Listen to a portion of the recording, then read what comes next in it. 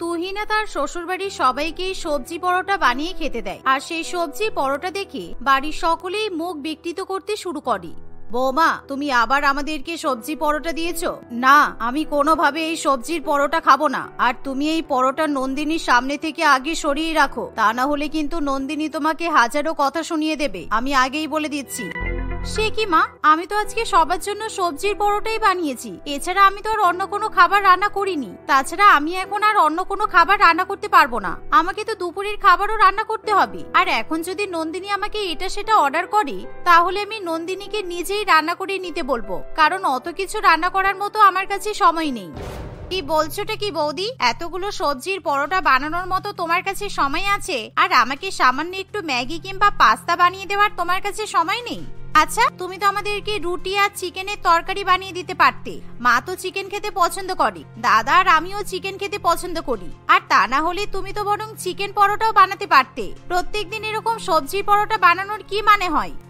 এই শোনো, সাত সকালবেলা রান্নাঘরে গিয়ে ঠান্ডায় কাঁপতে কাঁপতে বিভিন্ন রকম খাবার রান্না করার মতো আমার কাছে সময় নেই।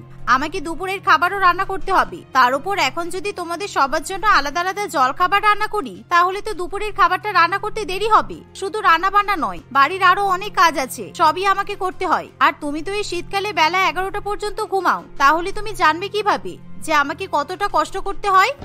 মা, দেখেছো তোমার বউয়ের মুখে কত কথা হয়েছে, সামান্য একটু ম্যাগি আর পাস্তা বানিয়ে দিতে বললাম বলে আমাকে এত কথা শুনতে হবে? ঠিক আছে, তোমাকে আমার জন্য কিছু রান্না করতে হবে না, আমি নিজেই ম্যাগি কিংবা পাস্তা বানিয়ে নিতে পারবো। আর হ্যাঁ বৌদি, এই শীতের মধ্যে আমি 11টা পর্যন্ত শুয়ে থাকি কিংবা 12টা পর্যন্ত শুয়ে থাকি, সেটা আমার ব্যাপার। আমার এটা মায়ের বাড়ি, তাই আমি যখন ইচ্ছে ঘুম থেকে উঠতে পারবো।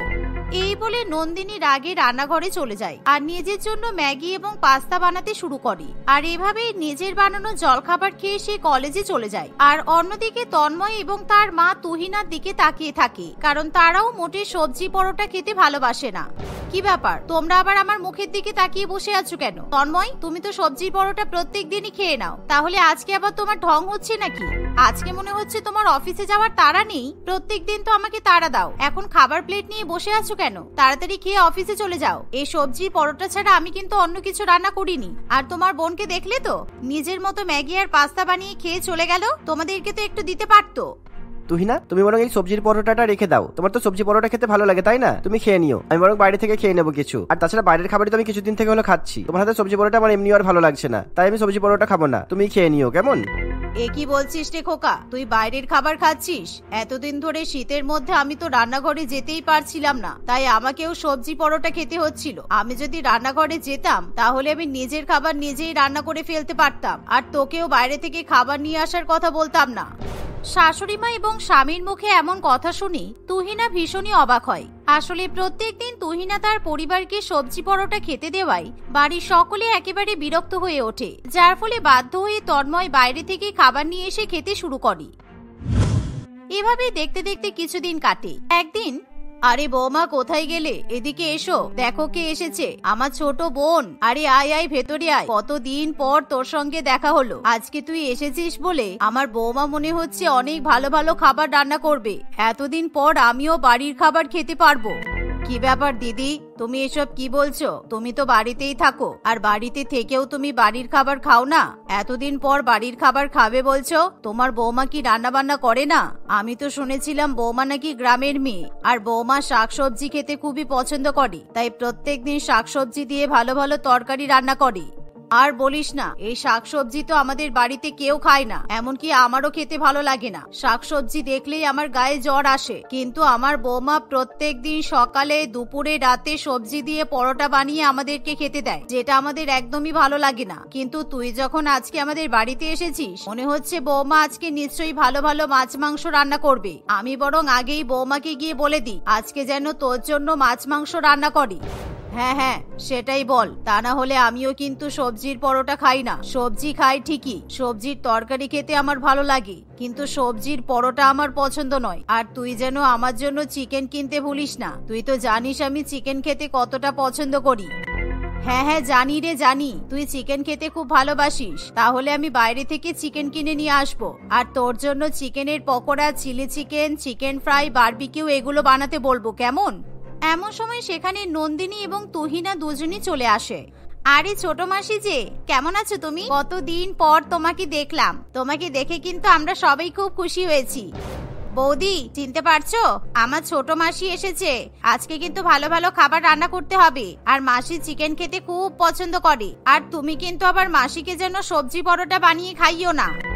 তাহলে তুমি বরং এক কাজ করো, তুমি আর তোমার মা দুজনে মিলে মাসির জন্য রান্না বান্না করো। কারণ আমি শুধুমাত্র সবজি কিংবা সবজির পরোটাই রান্না করতে পারি। চিকেন, মাছ, মাংস এগুলো আমি খুব একটা রান্না করি না, তো তাই আমার হাতের এই রান্নাগুলো খুব একটা ভালো হয় না। তোমরা তোমাদের মতো মাছ মাংস রান্না করে নাও, আর আমি আমার জন্য সবজির পরোটা বানিয়ে নেব। এ কি বলছো? তুমি আমার বোনের সামনে আমাদেরকে এভাবে অপমান করছো? দেখো, বাড়িতে আত্মীয় স্বজন আসলে তোমাকেই তো রান্না বান্না করতে হবে। তুমি তো এই বাড়ির বউ। বাড়ির অতিথিদের নিশ্চয়ই শাক পাতা খাওয়ালে চলবে না। আর আমাদের বাড়িতে অতিথি আসা মানেই বাড়িতে মাছ মাংস রান্না হবে, এটাই স্বাভাবিক। হ্যাঁ বৌদি, আমি বাজারে গিয়ে চিকেন নিয়ে এসে দিচ্ছি, আর মাছও নিয়ে এসে দিচ্ছি। তুমি ছোট মাসির জন্য চিকেন, মাছ, পনিরের তরকারি, ফ্রাইড রাইস, আলু ভাজা, পটল ভাজা, বেগুন ভাজা এগুলো রান্না করো। তাহলে মাছ মাংসের সঙ্গে সবজিও রান্না হয়ে যাচ্ছে। তোমার তাহলে খেতে কোনো সমস্যা হবে না। দেখো নন্দিনী, তোমরা যেসব খাবারের নাম বললে সেগুলো তোমরা নিজেরাই রান্না করবে আর নিজেরাই খাবে। আমি এত কিছু রান্না করতে পারবো না, আর আমি এগুলো খেতেও চাই না। কারণ তোমরা তো জানো আমার এই শীতকালে শুধুমাত্র সবজি পরোটা খেতে ভালো লাগে। আর চিকেন কিংবা মাছের প্রতি আমার ভীষণ অভক্তি। আমার তো মাছ মাংস দেখলেই কেমন যেন বমি পাই। তাই তোমাদের জন্য আমি আমিষ জাতীয় কোনো খাবার রান্না করতে পারবো না। এই বলে তুহিনা সেখান থেকে চলে যায়। আর বাড়িতে আসা অতিথি প্রিয়াঙ্কা দেবী একেবারে চমকে ওঠে। দেখতে দেখতে এভাবেই কিছুদিন কাটে। আর যেহেতু তুহিনা সবজি পরোটা ছাড়া অন্য কোনো খাবার রান্না করতে চায় না, তাই বাড়ির অতিথিকেও বাধ্য হয়ে সবজি পরোটা খেতে হয়। এভাবেই যেদিন থেকে প্রিয়াঙ্কা দেবী সেই বাড়িতে আসে, তাকে সকাল, দুপুর, রাত্রিবেলা শুধুমাত্র সবজি পরোটা খেতে হয়। আর তন্ময়ও কিছু কাজের সূত্রে কয়েকদিন বাড়িতে না থাকায় তাই বাইরে থেকে খাবারও সে কিনে নিয়ে আসতে পারে না। আর এরই মধ্যে একদিন প্রিয়াঙ্কা দেবী বলে, দিদি, আমি আর এখানে থাকতে পারবো না। আমি চললাম। তোদের বাড়ির সবজি পরোটা খেয়ে খেয়ে আমার দম একেবারে বেরিয়ে যাচ্ছে। আমার কিছুতেই সবজি খেতে ভালো লাগে না। তোর বৌমার জন্য প্রত্যেক দিন আমাকে সবজি পরোটা খেতে হলো। তুই থাক দিদি এখানে, আমি চললাম। ছোট মাসি, তুমি যেও না। আমি তোমাকে বাইরে থেকে খাবার নিয়ে এসে দেব। তুমি এবার থেকে প্রত্যেকদিন বাইরের খাবার খাবে। এখন থেকে তোমাকে আর সবজি পরোটা খেতে হবে না। আর দাদাও তো কাজে খুবই ব্যস্ত, তাই দাদা বাড়িতেও ফিরতে পারছে না। তাই আমাদেরকেও বাধ্য হয়ে সবজি পরোটা খেতে হচ্ছে। তা না হলে দাদা কিছুদিন আমাদের জন্য বাইরে থেকে খাবার কিনে নিয়ে আসছিল। না রে, বাইরের খাবার তো আমি একদমই খাই না। বাইরের খাবার খাওয়া মানেই তো আমার পেট খারাপ করা। সেই জন্য আমি বাইরের খাবারের দিকে তাকাই পর্যন্ত না। আমার বৌমা তো আমাকে বাড়িতেই সবকিছু রান্না করে দেয়। আর হ্যাঁ, তোরাও তো প্রত্যেকদিন সবজি পরোটা না খেয়ে নিজেদের মতো রান্না করে খেতে পারিস। বেকার বেকার বাইরের খাবার কিনে খাওয়ার কি দরকার? এভাবে প্রিয়াঙ্কা দেবী বিরক্ত হয়ে সেখান থেকে চলে যায়। আর যার ফলে অর্পিতা দেবী তার বৌমার উপর রেগে গিয়ে বলে, বৌমা, তুমি কি এটা ঠিক করলে? আমি তো ভেবেছিলাম তুমি আমার বোনকে অন্তত ভালো ভালো খাবার রান্না করে খাওয়াবে। তুমি এভাবে ওকে সবজি পরোটা খাইয়ে বিরক্ত করলে। ও বাপ বাপ বলে এই বাড়ি ছেড়ে পালিয়ে গেল। জানি না আমার বাড়িতে আর কখনো আসবে কিনা। তোমার জন্য কি কোনো অতিথি এই বাড়িতে আসতে পারবে না? মা, আপনি তো আপনার বোনকে রান্না বান্না করে খাওয়াতে পারতেন। আপনি সব কাজ আমার ঘাড়ে কেন চাপিয়ে দিচ্ছেন? আপনার একটা বড় মেয়ে থাকতে আপনি তাকে তো একবারও রান্না বান্না করতে শেখাচ্ছেন না। সব সময় আমার উপর কাজের বোঝা চাপিয়ে দিচ্ছেন। আমি একা হাতে বাড়ির এত কাজ করব, 3 বেলা আবার আপনাদের জন্য ভিন্ন ভিন্ন রকমের খাবার রান্না করব? না, মোটেই না। সবজির পরোটা রান্না করা খুবই সহজ। আর মাত্র আধ ঘন্টার মধ্যেই আমি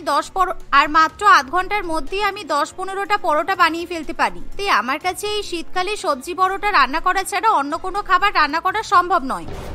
মা, বৌদি কিন্তু ঠিকই বলছে। আমারও মনে হচ্ছে এবার বৌদির হাতে হাতে সাহায্য করা দরকার। বৌদি, তুমি মায়ের উপর রেগে যেও না। আমি এবার তোমাকে বাড়ির কাজে সাহায্য করে দেব। কিন্তু তুমি প্লিজ আমাদের জন্য আর সবজির পরোটা বানিও না। আমার সবজি খেতে একদম ভালো লাগে না। তুমি শুধু আমাকে পরোটা আর চিকেনের তরকারি বানিয়ে দিও, তাহলেই আমি খেয়ে নেব। এমন সময় সেখানে তন্ময় বাড়িতে ফিরে আসে। আর তন্ময় সবকিছু জানার পর বলে, হ্যাঁ তুহিনা, নন্দিনী ঠিকই বলেছে। তুমি আমাদের জন্য সবজির পরোটা নয়, তুমি শুধু নর্মাল পরোটা চিকেনের তরকারি রান্না করবে। আর আমরা নর্মাল পরোটাই খাবো। আর তুমি তোমার পছন্দ মতো সবজি পরোটা খেতে পারো, তাতে আমাদের কিছু যায় আসে না। কিন্তু দয়া করে আমাদের জন্য সবজির পরোটা বানাবে না প্লিজ। এভাবে তন্ময়ের কথা শুনে তুহিনা সবার কাছে ক্ষমা চাইতে শুরু করে। তোমরাও আমাকে ক্ষমা করে দাও। আমি তো তোমাদের কথা একবারও ভাবিনি, শুধু নিজের কথাই এতদিন ধরে ভেবে এসেছি। তোমরা প্লিজ রাগ করো না, আমি আর কখনো এরকম করব না। তোমরা যদি আমাকে বাড়ির কাজে সাহায্য করো তাহলে তোমাদের জন্য আলাদা আলাদা খাবার রান্না করতে আমার আর কোনো সমস্যা থাকবে না। আসলে তোমাদের উপর রাগ করেই আমি এতদিন পর্যন্ত ইচ্ছাকৃতভাবে সবজি পরোটা বানিয়েছি। যাক, এতদিন পর বৌদির মুখে ভালো কথা শুনতে পেলাম। বৌদি, আমি এখনই গিয়ে চিকেন কিনে নিয়ে আসছি। তুমি কিন্তু আমার জন্য একেবারে ঝাল ঝাল চিকেন কষা রান্না করে দেবে। আমি তোমার হাতে হাতে হেল্প করব, আর পরোটাগুলোও আমি ভেজে দেব, কেমন? তোমাকে বেশি কষ্ট করতে হবে না। ঠিক আছে নন্দিনী, তুমি তাড়াতাড়ি চিকেন নিয়ে চলে এসো। আমি রান্নাঘরে গিয়ে ময়দা মাখতে শুরু করে দিই, তুমি তাড়াতাড়ি এসো। কিন্তু আর একটা কথা, আমি কিন্তু তোমাদেরকে মিথ্যা কথা বলেছিলাম যে আমি চিকেন কিংবা মাছ মাংস রান্না করতে পারি না। আমি সবই রান্না করতে পারি। এমন কথা শুনে নন্দিনী এবং তার পরিবারের সবাই খুবই খুশি হয়। হ্যাঁ বৌদি, আমি জানি যে তুমি একেবারে মিথ্যা কথা বলেছিলে। আচ্ছা ছাড়ো, এসব কথা বলে এখন লাভ নেই। যাই, তাড়াতাড়ি চিকেন নিয়ে আসি, কতদিন চিকেন কষা খাইনি। এই বলে নন্দিনী তাড়াতাড়ি করে বাজার থেকে চিকেন নিয়ে এসে দেয় আর তার বৌদিকে রান্নার কাজে সাহায্য করে। এভাবে সেদিন বাড়িতে অনেকদিন পর গরম গরম পরোটা এবং চিকেন কষা রান্না করা হয় আর সবাই মিলে সেদিন খুবই মজা করে খাবার খায়। এভাবে বাড়ির সকলে তুহিনা সবজি পরোটার হাত থেকে রেহাই পায়।